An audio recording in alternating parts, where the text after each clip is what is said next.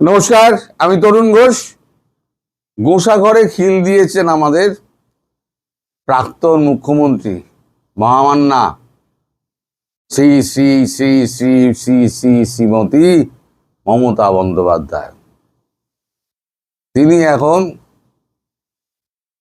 বাড়ির বাইরে বেরোচ্ছেন না। পিসি ভাইপো গোসাঘরে খিল দিয়েছে। এখন বাইরে সমস্ত লোকজন চোর চোর চোর চোর করে ঘুরে বেড়াচ্ছে। পিসির বাড়ির সামনে তবু দু চারটে সিকিউরিটি আছে, এক্স-সিএম। এদিকে অভিষেকের বাড়ির সামনে তো বিলকুল ফাঁকা। যে পাচ্ছে ওই বাড়ির গেটের সামনে, শান্তিনিকেতনের গেটে তৃণমূলের পতাকাকে খুলে দিয়ে ওইখানে বিজেপির পতাকা লাগিয়ে দিচ্ছে।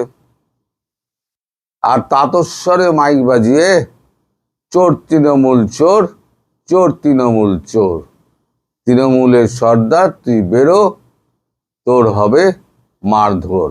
এই হচ্ছে গান। আর গানের যা সমস্ত কথাবার্তা পরবর্তীগুলোকে সেগুলো না উল্লেখ করাই ভালো। তাতে পরে আপনারাও লজ্জা পাবেন, আর আমারও বলতে একটু কুণ্ঠা বোধ হচ্ছে। এই হচ্ছে প্রাথমিক পর্যায়। এরপরে ব্যাপারটা কোথায় গিয়ে দাঁড়াবে সেটা বলা খুব মুশকিল। কারণ জনতার রোষ এত যে উনি তো কাউকে শান্তিতে থাকতে দেননি। এই পিসি ভাইপো কাউকে শান্তিতে থাকতে দেয়নি।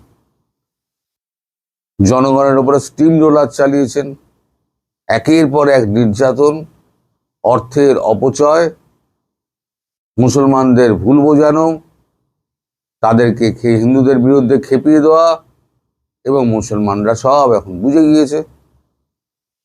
এখন এই যে ছবি টবি দেখা যাচ্ছে, সেখানে কিন্তু হিন্দুদের সঙ্গে ওই ফেস টুপি পরা মুসলমানরাও আছে।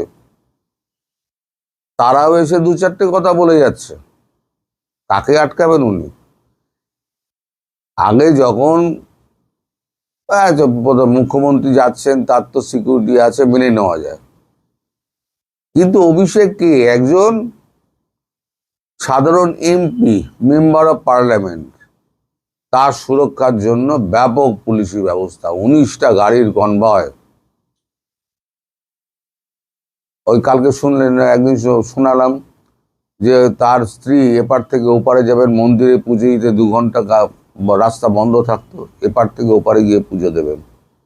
মানুষের দুর্দশার সীমা ছিল না। ওই অঞ্চলে বাস চলাচল বন্ধ হয়ে গিয়েছিল। এবার সাধারণ পাবলিকের কি অবস্থা বলুন।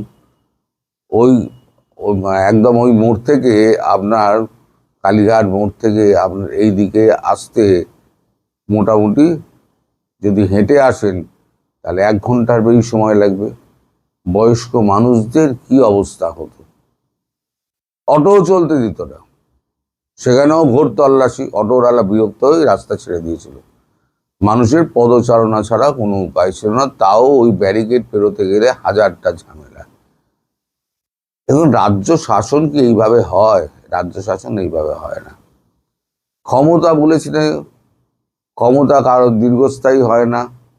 কাল অন্যের কাছে ছিল, আজকে আমার কাছে এসছে, আবার আগামী দিন অন্যের কাছে চলে যাবে। এ তো পরিবর্তনশীল, সময়ের চাকা ঘুরছে।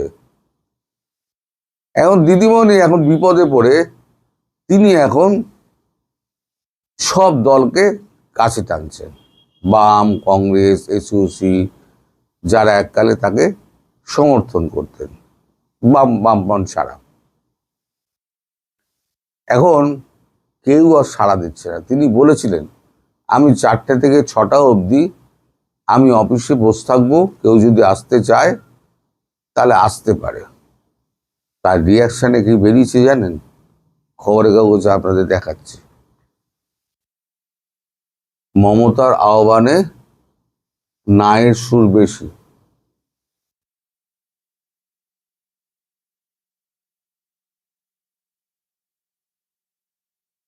না সুরই ভারী।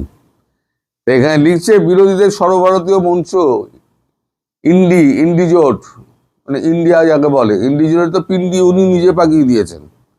এত ইন্ডির নামে গালাগালি করেছেন। ইন্ডির শরিক হলেও বিজেপির বিরুদ্ধে তিনি একমাত্র লড়েছেন বলে বারবার দাবি করেছেন, মানে ইন্ডিকে ছোট করেছেন। যে গাঁটবন্ধন ছিল, বিভিন্ন দলের যে গাঁটবন্ধন ছিল, সেটার নাম ছিল ইন্ডিয়া,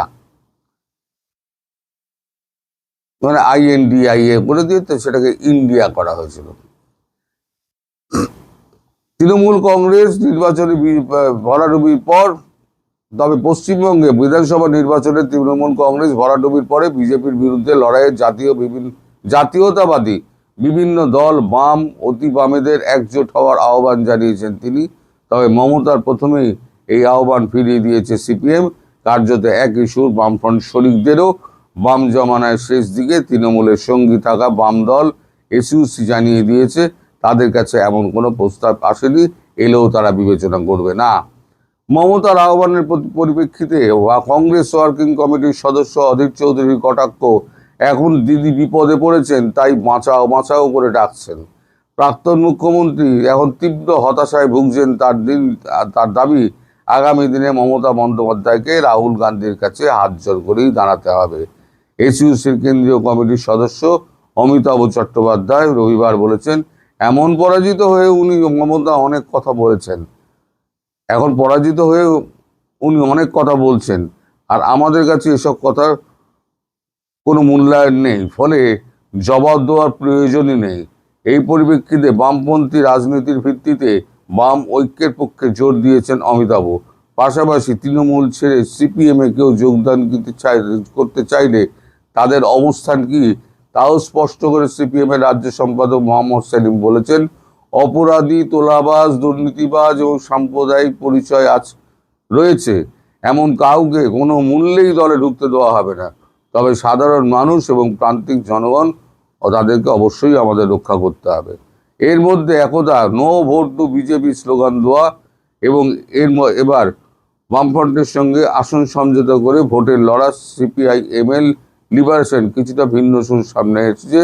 দলের সাধারণ সম্পাদক দীপঙ্কর ভট্টাচার্য বলেছেন, দেশে বিজেপি বিরোধী ইন্ডিয়া রয়েছে, সেখানে কংগ্রেস, বাম সবাই আছে, দরকার হলে আমরা সেখানেই যাব। পশ্চিমবঙ্গে বিজেপি সন্ত্রাসবাদ কায়েম করতে চাইছে, তার বিরুদ্ধে আমরা লড়াই করব। সাধারণ ব্যাপার। তার মানে হচ্ছে গিয়ে, মানে উনি যে অ্যাপিল করেছিলেন, সে অ্যাপিলে কেউ সাড়া দিচ্ছে না, তার পাশে কেউ নেই, না আছে সাধারণ মানুষ, না আছে পুলিশ, না আছে প্রশাসন, না আছে রাজনৈতিক দলগুলো। তিনি বিলকুল একা। আমি বহুদিন আগে থেকে আপনাকে বলছিলাম না যে যখন ওয়েস্ট বেঙ্গলের মানুষ যখন সরিয়ে দেবে, পুরো তেজপাতা করে দেবে, মানে শুকনো তেজপাতা, ওই রান্নার গন্ধ ছাড়া তার কোনো আর, মানে শুকলে গন্ধ পাবেন, আদারওয়াইজ পড়ে থাকলে রাস্তায় কেউ দাম দেবে না, কাকেও খাবে না। এখন তৃণমূলের সেই অবস্থা হয়ে গেছে। এখন ভাইপো যদি বেরোয়, প্রাক্তন মুখ্যমন্ত্রী মাননীয়া প্রাণীতি যদি বেরোয়, তাহলে পরে গণধোলাই হতে পারে। তাই দরজা জানলা বন্ধ করে একেবারে গোঁসা ঘরে খিল দিয়েছেন দুইজনে। 7 দিন পার হয়ে গেছে, 4 তারিখ পার হলে উল্টো ঝুলিয়ে লটকাবো বলা অভিষেক বন্দ্যোপাধ্যায়, তাকে আর দেখা যাচ্ছে না।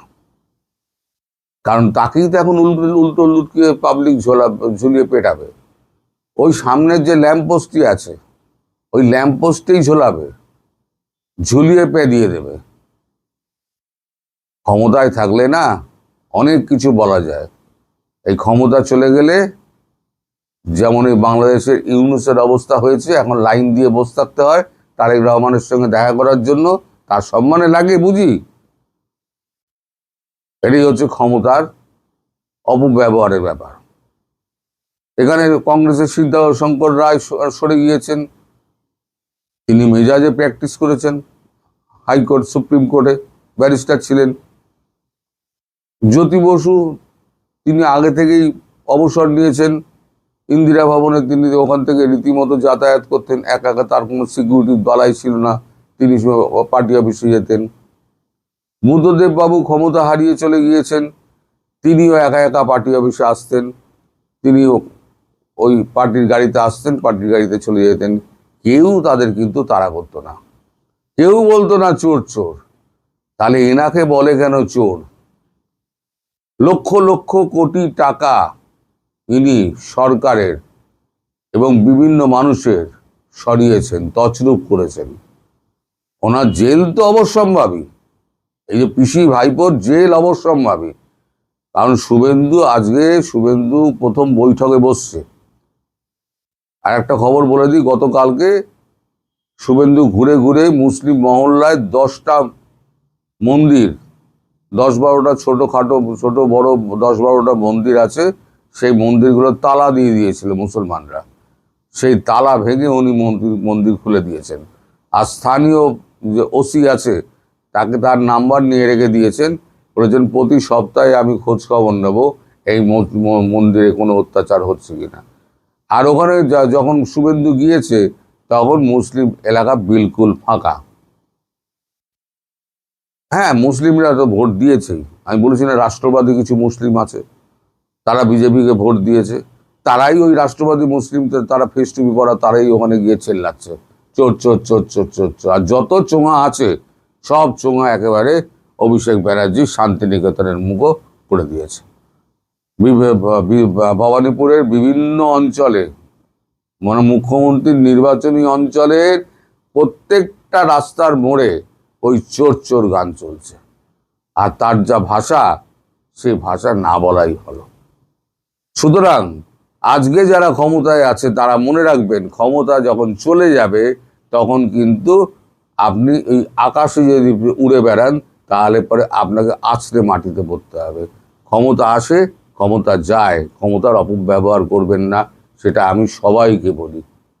সবাই ভালো থাকবেন, সুস্থ থাকবেন এবং সাবধানে থাকবেন।